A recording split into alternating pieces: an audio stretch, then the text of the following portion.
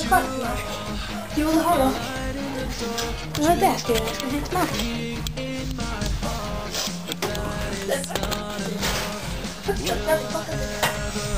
Kanskje var lenge på. Ja, oi, nei.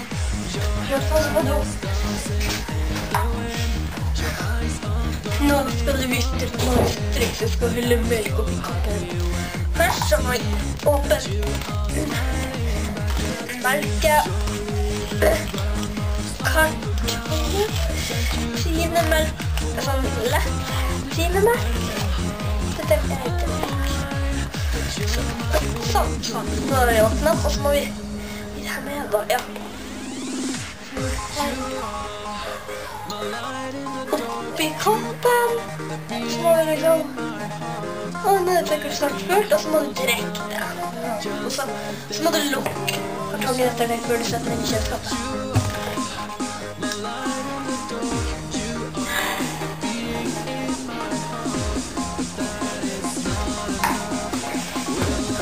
Nå skal jeg helle på melk uten å åpne den.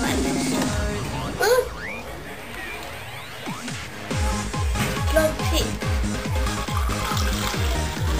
Ja, det er ikke det.